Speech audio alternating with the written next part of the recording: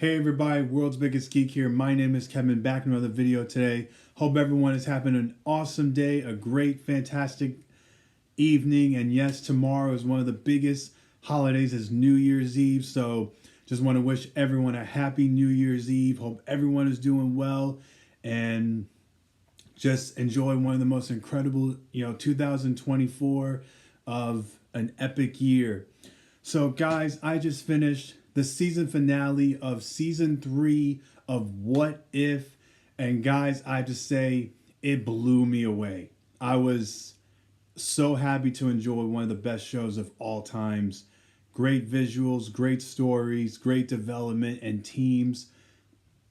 For What If, that's been around for like the 60s, like, comics like, what if the Avengers were never formed? What if Uncle Ben never died? What if Jane Foster became Thor? For Marvel to create an awesome story, like, what if, none of these characters intervene and all that.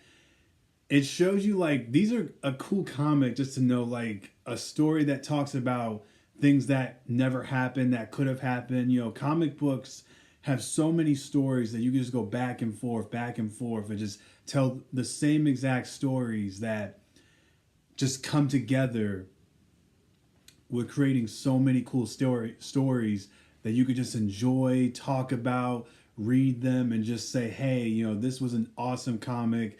But of course, the What If is based on the Marvel Cinematic Universe.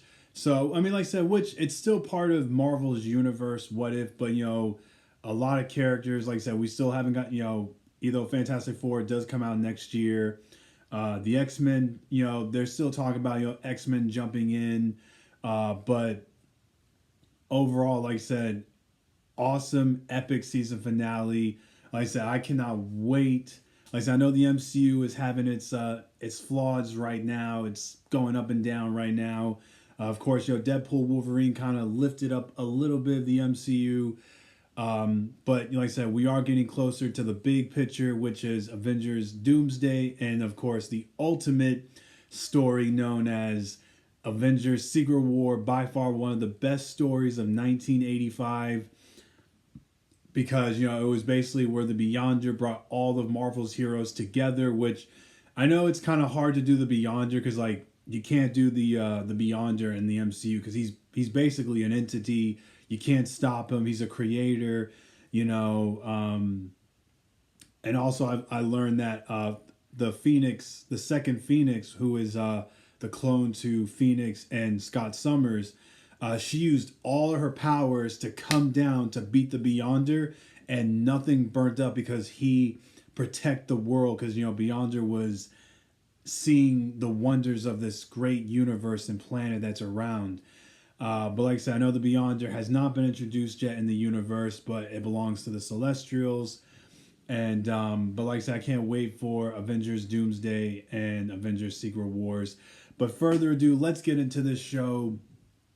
Guys, finally, he got his name, Uatu the Watcher. Yes, in the comics, Uatu was, separate from the other Watchers who protected the galaxy and watched the universe. Because the whole show he was just called the Watcher, until finally in this season finale he finally got his name, Uatu. I was like, yes, finally Uatu is here.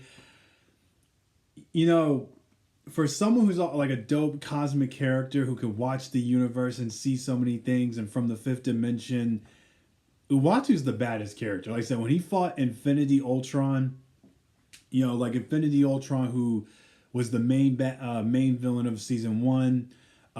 He took all the Infinity Stones, and he was putting his consciousness into Vision's body, which Vision is his child because he created him. And of course, in a second, he took out Thanos like that. I was like, okay, just split him in half. I was like, okay, cool. But then he fought Uatu. Like I said, Uatu beat the mess, but yes, he lost and he couldn't defeat him. So he went to Supreme Strange, who, destroyed his universe. But he's like, are you ready to break that oath? Which Uatu formed the Guardians of the Multiverse, which leads with Captain Carter, Black Widow, Killmonger, Thor, Gamora, um,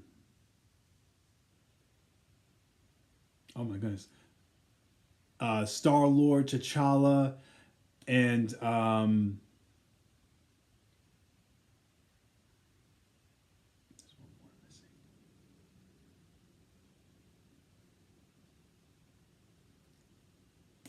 forgive me, but I'm trying. I know I'm blanking out here, but I know the team. But then they had some new additions: Cohorty, Storm, Birdie.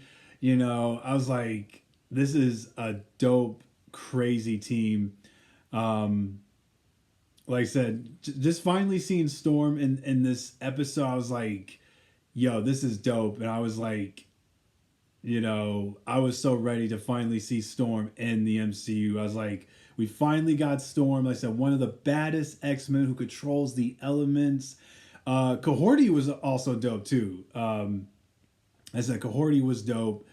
Um, but like I said, just watching season 3, it just blew me by surprise. Now, my favorite episode I liked in season 2 was what if Peter Quill took on Earth's Mightiest Heroes, and that was Ant-Man, Black Panther, Marvel, Goliath, Thor, the Winter Soldier. It's been so long that we finally got to see Goliath in the MCU. I was like, yes, like Goliath. I actually read his comic, which is a dope story. It's a 5-part series. But Goliath finally made his debut in the MCU. I was like, finally, an Ant-Man the Wasp, Goliath was there, and then the animated full size. I was like, yes. I was like, you know what's so funny? I actually would watch a team of Ant-Man, Black Panther, Goliath, Thor, Marvel, and the Winter Soldier. I think that's like those 6 people are dope. But then also Captain Carter had her team. She had Captain Carter, Black Widow, Thor, Iron Man, Hawkeyes, and Wasp. Now, of course, Wasp is one of the founding members of the Avengers. So it's okay. That's a dope team. So maybe Captain Carter's Avengers would be kind of cool to see as well too. But like I said, great story. So many awesome, incredible events. Like I said, Happy in the comics, known as Freak, finally made his debut. Seeing Justin Hammer come back. I mean, like I said, there's just so many cool things. Like I said, What If, I think by far was one of the most greatest shows of all time. And I will say, for a show like this, I definitely would watch it again. Like I said, all the episodes were incredible. All the stories were cool. And like I said, for Marvel, who did an awesome job, I definitely will be like, this was probably the best animated show of all time. And now, like I said, we come to the end of 2024. It's time for a new year. It's time to bring on the brand new stories of so many cool shows. Like I said, Ironheart, Wonder Man, Your Friendly Neighborhood Spider-Man, Marvel Zombies, Daredevil Born Again, Thunderbolts, Captain America, Brave New World, The Fantastic Four, First Steps, The Eye of Wakanda. There's just going to be so many epic, great things for Marvel that I'm so ready for. I cannot wait for it. But overall, you guys have a great day. I'll talk to you later. Stay awesome, stay geeky, be the greatest people you are. Enjoy your fandoms. Have an awesome, safe new year. And you guys are the best people of all times, my fellow true wonders and geeks of the universe. In other words, Excelsior! Bye, everyone.